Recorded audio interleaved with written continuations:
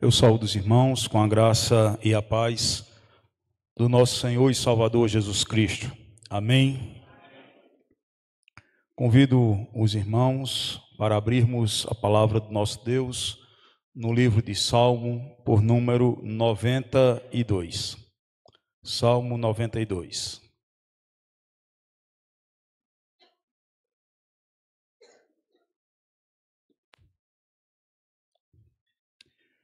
Do verso 12 ao verso 15.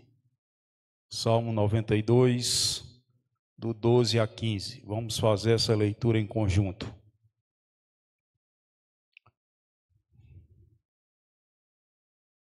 Os irmãos que encontraram, digam amém. Todos. O justo florescerá como a palmeira, crescerá como o cedro no Líbano, plantados na casa do Senhor, florescerão nos átrios do nosso Deus.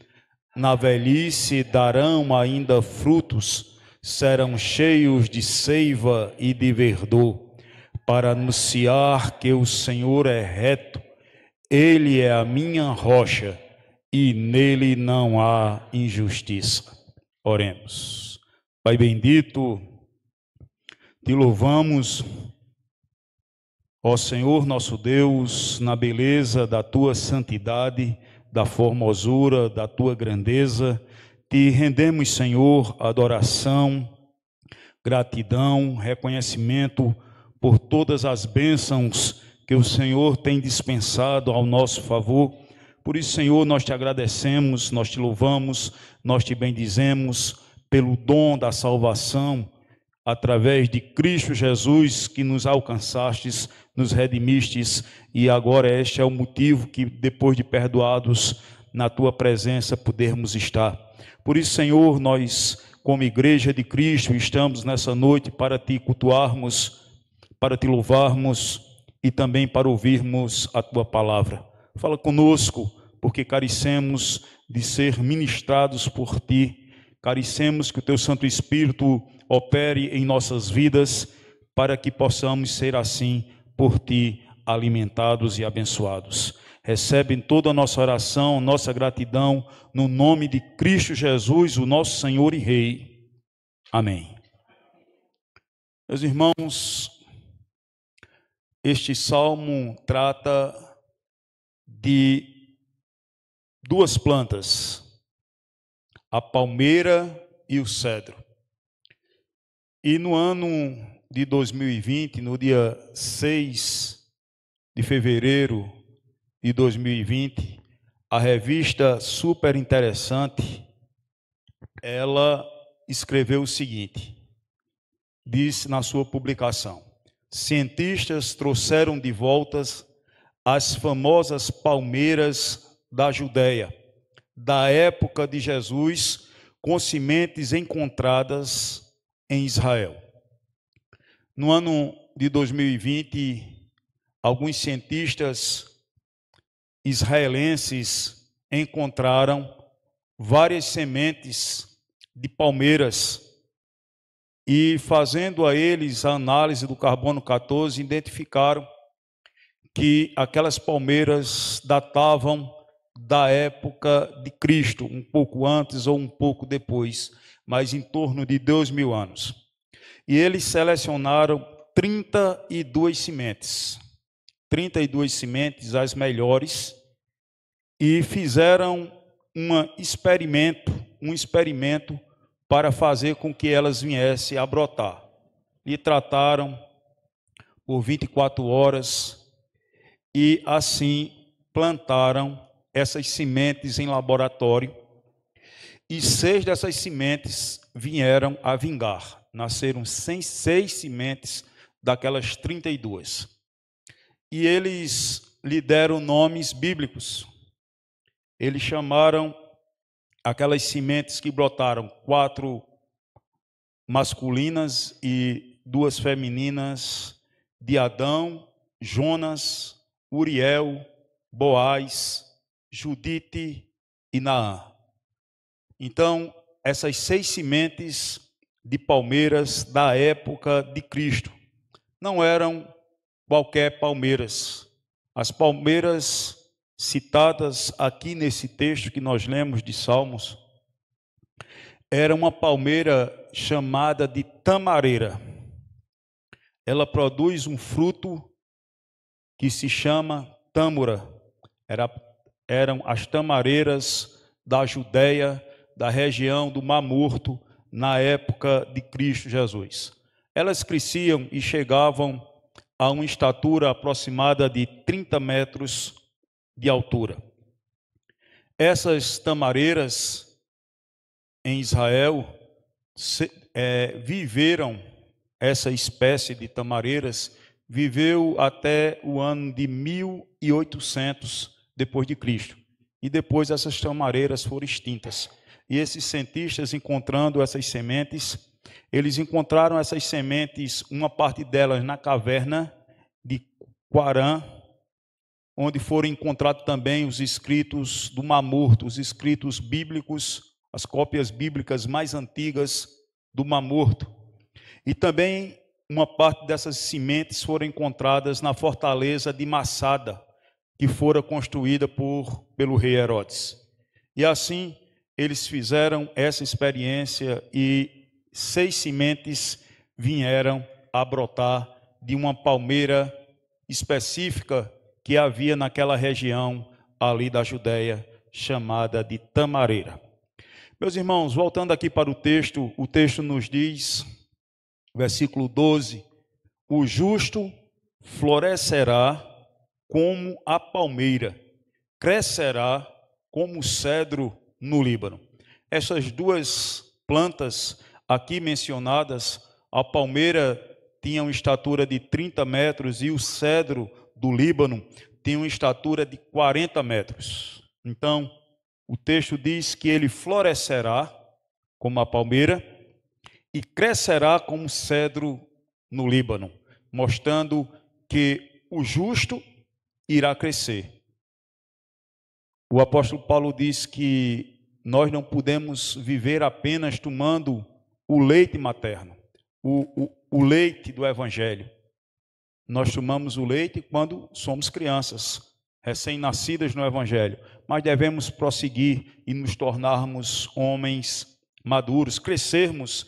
E a Bíblia diz que Jesus Cristo crescia em estatura e graça diante de Deus. Então é necessário que o crente cresça em conhecimento, em prática da verdade, em estatura na casa do nosso Deus. Sendo assim, notória a sua presença. Uma árvore grande é facilmente observada de longe por se destacar. Assim é o servo do Senhor. Ele não se destaca porque ele é melhor do que os outros, mas ele se destaca porque ele foi alimentado pelo Senhor e ele cresceu no conhecimento e na prática da sua palavra.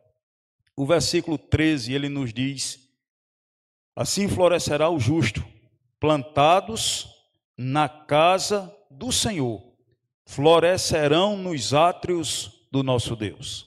Então, essas duas árvores citadas aqui nesse exemplo, elas foram plantadas na casa do Senhor e florescerão nos átrios do nosso Deus. Existem alguns locais de destaque no mundo que uma pessoa pode crescer e florescer, mas o local mais importante é florescer plantado nos átrios do nosso Deus, porque a glória do mundo passa, a sua concupiscência, a glória, as paixões mundanas passam, mas a presença de Deus, o nosso Deus, ele é eterno e infinito, e nós estaremos sendo recompensados por ele em toda a eternidade.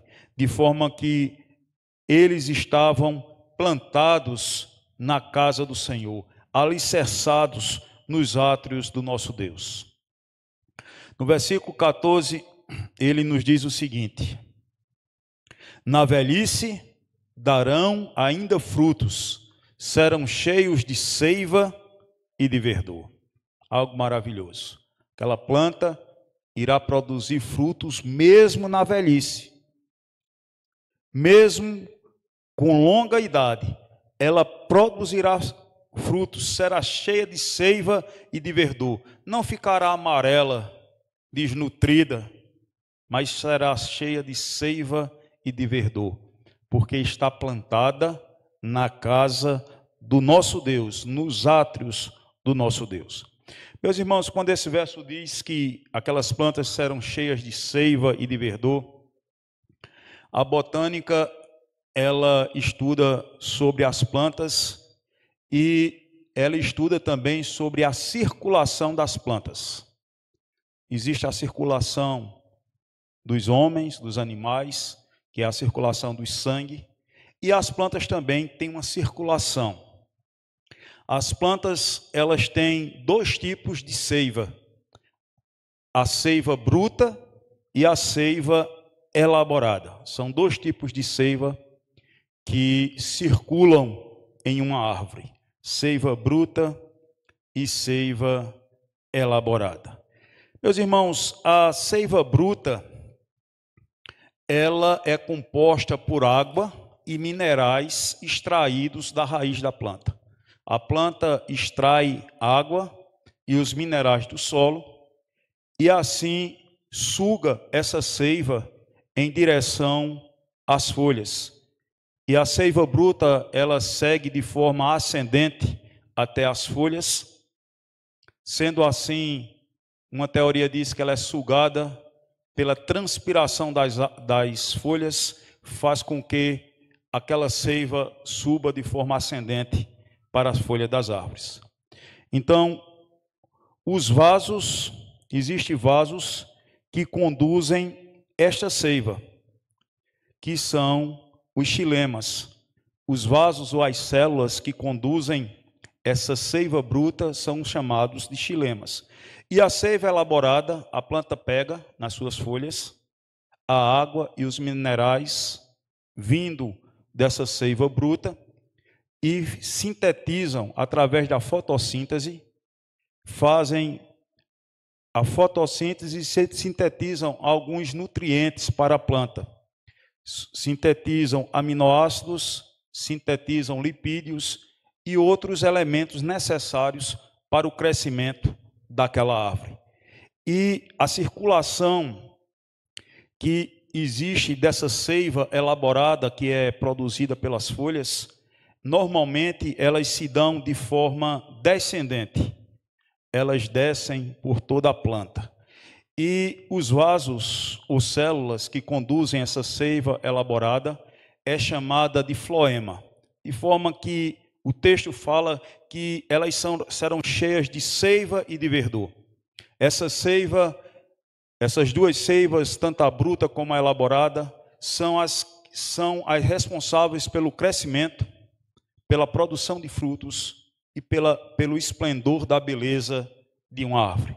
Quando ela é cheia de verdor, a tonalidade de um verde escuro, é porque essas duas seivas estão funcionando plenamente e aquela planta está ali em crescimento e em plena produção. Meus irmãos, por que é que o justo plantado na casa do Senhor consegue ter essa seiva permanente durante toda a sua vida? Em Jeremias, no livro de Jeremias, capítulo 17,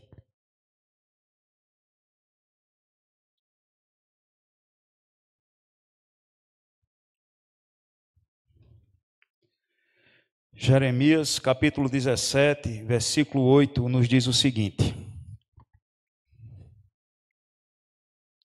porque ele é como árvore plantada junto às águas, que estende as suas raízes para o ribeiro, e não receia quando vem o calor, mas a sua folha fica verde, e no ano de sequidão não se perturba, nem deixa de dar fruto. Ele é uma árvore plantada junto às águas, estende as suas raízes até os ribeiros, e quando vem a seca, aquela árvore não sofre, mas ela permanece cheia de seiva e de verdor. Também nós vemos no Salmo 1, versículo 3, diz assim, falando do justo: ele é como árvore plantada junto à corrente de águas, que no devido tempo dá o seu fruto, e cuja folhagem não murcha, e tudo quanto ele faz será bem-sucedido. Então, o segredo daquela árvore de produzir muita seiva, produzir muitos frutos e muito verdor, é porque as raízes daquela árvore estão junto a correntes de águas. Elas estendem as suas raízes para as águas, e assim são nutridas, mesmo no tempo de sequidão. Mas, meus irmãos, é interessante também o que nos diz o Salmo de número 46. Veja só o que é que nos diz o Salmo 46. 46, versículo 4. Diz assim: há um rio cujas correntes alegram a cidade de Deus, o santuário das moradas do Altíssimo. Há um rio presente na cidade de Deus. Há um rio cujas correntes alegram a cidade de Deus, o santuário da morada do Altíssimo. Já em Apocalipse, último capítulo de Apocalipse, 22, versículo 1, a palavra do Senhor nos diz assim: então me mostrou o rio da água da vida, brilhante como cristal, que sai do trono de Deus e do Cordeiro. Quer dizer que no trono de Deus existe um rio da água da vida, brilhante como cristal, que sai do trono de Deus. Já em Salmos diz que há um rio que está no meio da cidade do nosso Deus. Eis o motivo porque precisamos estar plantados na casa do Senhor.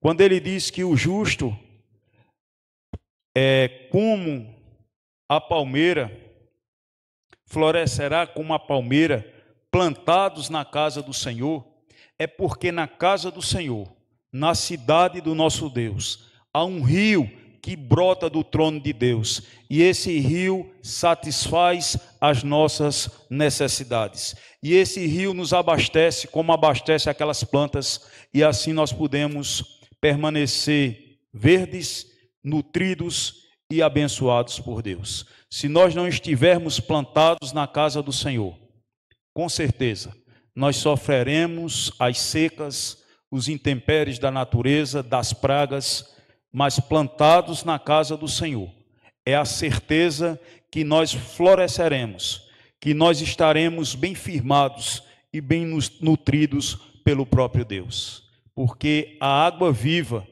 que brota do céu, Jesus Cristo diz: aquele que beber da água que eu lhe der, terá uma fonte de água viva jorrando no seu interior, irá jorrar para a vida eterna. Então, esse rio que brota do trono de Deus é a água viva, é a água da salvação, é a água do Espírito que brota do trono do nosso Deus, nos abastece, nos lava, nos alimenta e nos fortalece na sua presença. Meus irmãos, os justos florescerão como a palmeira, plantados na casa do nosso Deus. Vamos nessa noite analisarmos sobre os frutos da palmeira, a quem o Senhor compara com os justos. Nós iremos analisar 3 frutos que a palmeira pode dar. Aí você pode dizer: mas as palmeiras que eu conheço aqui só dá aqueles coquinhos que ninguém come, se perde no chão. Mas como dissemos, esta palmeira específica era uma palmeira por nome tamareira, que produz a tâmara. Essa tâmara era um fruto extremamente apreciado pelo Império Romano. Essa tâmara, ela era reconhecida como que tinha grande poder medicinal. Então, os seus nutrientes, os seus componentes traziam saúde. E também ela era uma fruta a tâmara, que ainda existe, não mesmo daquelas tamareiras da época de Cristo, mas existe a tâmara, uma fruta extremamente doce e saborosa. Ela é considerado o caramelo das frutas. Então, se você ainda não consumiu a tâmara, eu fiquei com vontade de comprar a tâmara. Vou procurar onde é que tem uma tâmara, não sei se vai ser tão doce quanto essa, para me consumir. Então, a tâmara, ela é considerada o caramelo das frutas, de tão doce, de tão saborosa.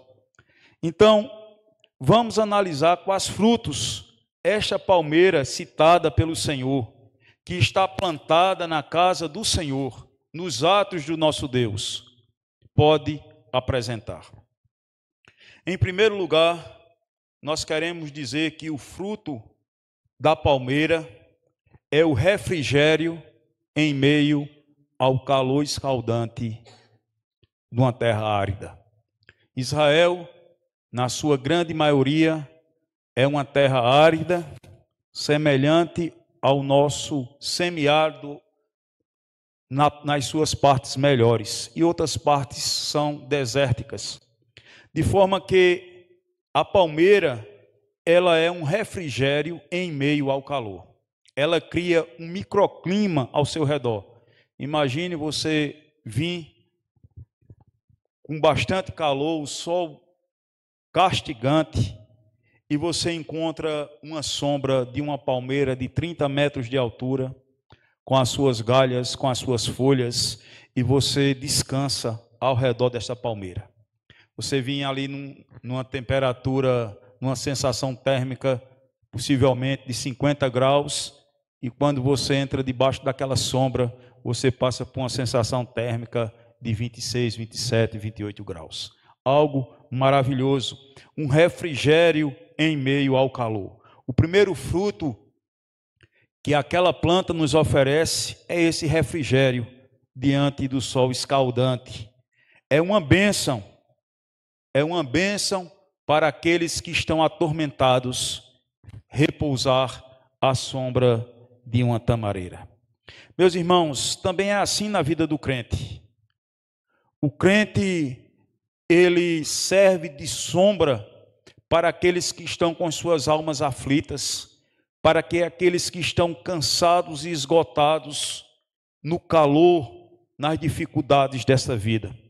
Quando ele se aproxima do crente, não é porque o crente é bom, é porque o crente exala o perfume de Cristo, é porque o crente anuncia a palavra de Cristo, e ele chega para o aflito e diz uma palavra vinda da parte de Deus. Deus usa o seu servo, a sua serva, e anuncia uma mensagem de refrigério, de restauração, de perdão, de reconciliação, que há uma saída, há uma esperança em Cristo Jesus. E o crente se torna desta forma um refrigério e uma bênção na vida de um aflito.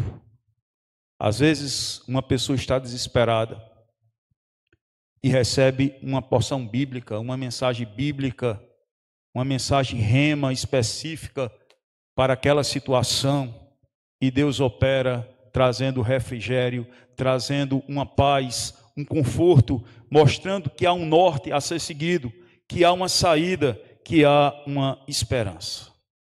Meus irmãos, o crente é um refrigério. No livro de Jonas, para termos noção desse refrigério, capítulo 4, versículo 6, diz assim: Então fez o Senhor Deus nascer uma planta, que subiu por cima de Jonas, para que fizesse sombra sobre a sua cabeça, a fim de o livrar do seu desconforto. Jonas, pois, se alegrou em extremo por causa desta planta.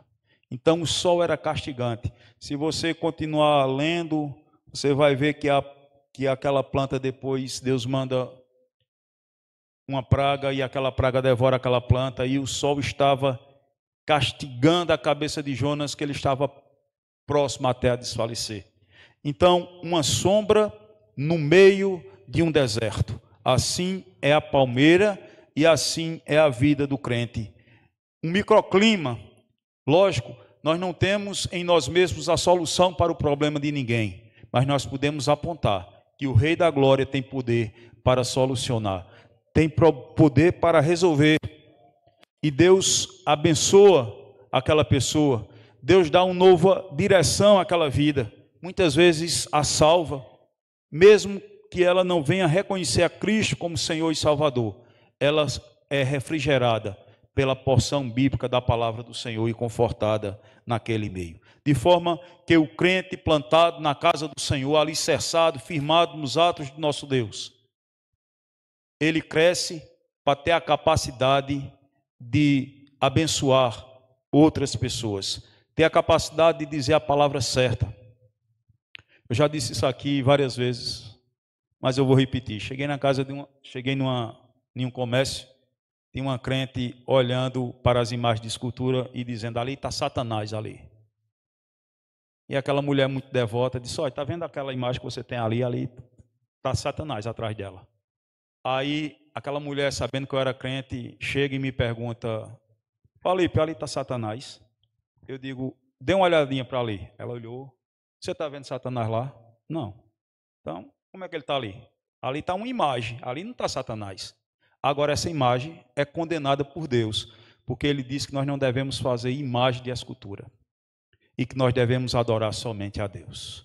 Mas de nada adiantava essa conversa para a mulher, para chocar ela: ali está Satanás. Prega o evangelho, traga a palavra de remissão, de perdão, de restauração, que Deus é que vai fazer a obra. Diga a verdade, mas sem querer dizer a verdade para ferir ninguém. Às vezes uma verdade dita em uma hora desapropriada traz uma repercussão negativa para a vida de quem ouve. De forma que aquele que está firmado, plantado, tem estatura na casa do Senhor, ele é abençoado e usado por Deus para dar a palavra certa, na hora certa, para o aflito e necessitado. Então, em primeiro lugar, o primeiro fruto que nós identificamos é que tanto a palmeira como que simboliza o crente é um refrigério para trazer sombra para o calor caustigante da vida. Em segundo lugar, eles produzem um fruto nutritivo e saboroso que alimenta. Em segundo lugar, ele produz o fruto comestível, que é a tâmara. Um fruto belo, como dissemos, bonito, que tem sabor inigualável, uma doçura ímpar e tem propriedades medicinais, vitamina A, vitamina C, complexo B12, uma série de aminoácidos. Ela interfere diretamente em várias partes do corpo. Lógico que não é um remédio. Ela atua como coadjuvante, mas tem propriedades que servem de forma medicinal, além de nutrir e de satisfazer. Havia um dito popular que quem consumia uma tâmara ali na Palestina ganhava força para andar 3 dias. Não posso dizer que isso é verdade, que uma tâmara iria alimentar alguém para ganhar 3 dias, mas ela era um fruto especial que estava no paladar e no imaginário do povo, que dava força. Às vezes você consome uma fruta dessa e recebe força para ir além, aonde você não conseguiria ir. Não que a fruta em si tivesse toda aquela força, mas psicologicamente, muitas vezes nos fortalecemos e conseguimos continuar. Assim é a vida do crente, produz frutos na casa do Senhor. Nós produzimos 2 tipos de frutos na casa de Deus. O primeiro tipo de fruto é aqueles que nós produzimos quando fazemos a vontade do nosso Deus. Os frutos do Espírito, por exemplo: paz, alegria, amor, bondade, fidelidade, mansidão, domínio próprio. Inúmeros frutos. São os frutos que praticando os mandamentos do Senhor, obedecendo a sua palavra, nós estamos produzindo os frutos que servem para nutrir outras pessoas, frutos que servem de exemplo para os irmãos. A Bíblia diz que os israelitas, os heróis da fé, nos deixaram exemplos, e mesmo depois de morto, ainda falam as suas obras, as suas atitudes, os seus frutos, o que fizeram. De forma que o crente plantado na casa do Senhor produz muitos frutos dentro da casa do nosso Deus. E esses frutos extrapolam este lugar. Não são produzidos apenas quando estamos no templo, mas são produzidos no nosso viver. Temos também outro tipo de frutos que produzimos. Às vezes são frutos que é necessário um esforço muito grande para conseguirmos produzi-los. São aqueles frutos que produzimos quando deixamos de fazer a vontade da carne. Quando deixamos de fazer a nossa vontade para agradar o Senhor. Isso são frutos que nós praticamos e que nós produzimos diante do Senhor. Quando abdicamos, muitas vezes, da nossa vontade para agradarmos ao nosso Deus. É um fruto que muito agrada ao nosso Deus. É um fruto que muito louva e que também supre os irmãos de energia para a vida diária, quando vê o exemplo fiel de um crente. Meus irmãos, o crente produz muitos frutos. Frutos agora que são palpáveis e visíveis. Em Mateus capítulo 3, versículo 8 e 9, a palavra nos diz o seguinte. Mateus 3, 8 e 9. Produzi, pois, frutos dignos de arrependimento, e não comeceis a dizer em vós mesmos, temos por pai a Abraão, porque eu vos afirmo que destas pedras Deus pode suscitar filhos a Abraão. Então, João Batista diz para aqueles fariseus que estavam se aproximando para serem batizados: produzi, pois, frutos dignos de arrependimento. Não é qualquer fruto, é um fruto de uma alma que se arrependeu, que foi transformada, que agora se esforça para agradar aquele que lhes arregimentou. Meus irmãos, os justos plantados na casa do Senhor produzem frutos que alimentam, que nutrem a fé uns dos outros, que servem de exemplo tanto para nós como para os de fora.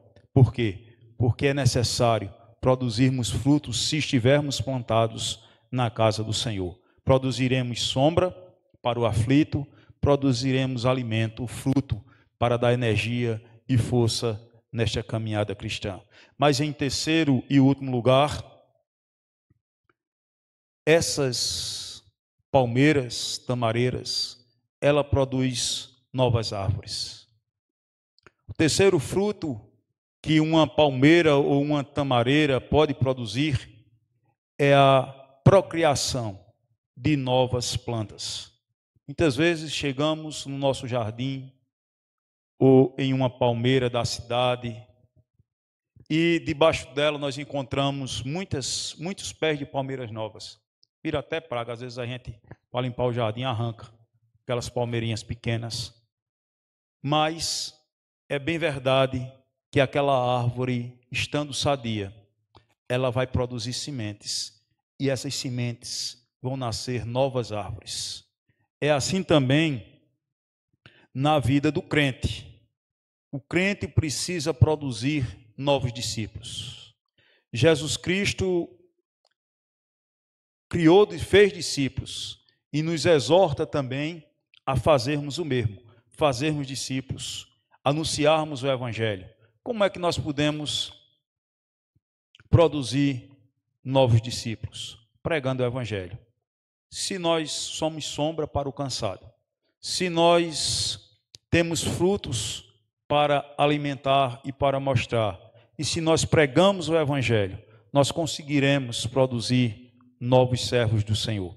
Nós conseguiremos apontar o caminho que é Cristo e ajudar aquelas pessoas que estão iniciando na fé. É necessário que uma árvore produza filhos para preservar a sua espécie. E o Evangelho de Cristo é necessário que tenham novos convertidos para se preservar e crescer o Evangelho. É bem verdade que o Evangelho de Cristo irá crescer e tomará toda a terra. É bem verdade que este reino jamais passará. É o reino daquela pedra cortada sem auxílios de mãos, que esmiuçou aquela imagem, cresceu, se tornou grande e encheu toda a terra. É o reino de Cristo, mas é necessário dele fazer uso de nós, seus servos, de nós que já fomos plantados na casa do Senhor, para anunciarmos o Evangelho. A Bíblia diz lá de Judas que os anjos prescrutavam anunciar o Evangelho, mas essa missão nos foi dada a nós, de fazermos discípulos.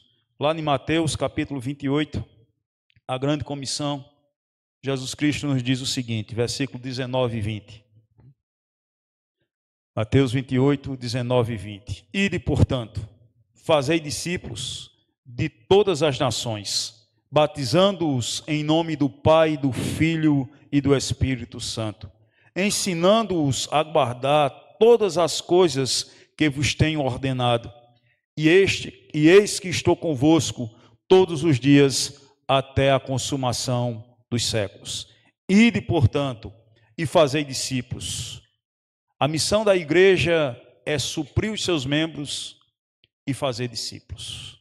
Precisamos anunciar o Evangelho para fazermos com que esta semente progrida, entre nos corações, encontre a boa terra, a terra fértil, preparada pelo nosso Deus, e venha também a crescer e dar muitos frutos.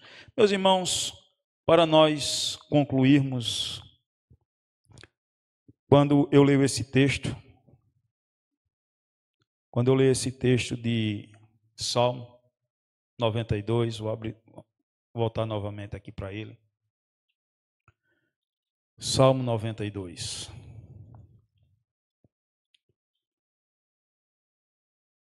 Os justos florescerão como a palmeira, crescerão como o cedro no Líbano, plantados na casa do Senhor, florescerão nos átrios do nosso Deus, na velhice darão ainda frutos, serão cheios de seiva e de verdor.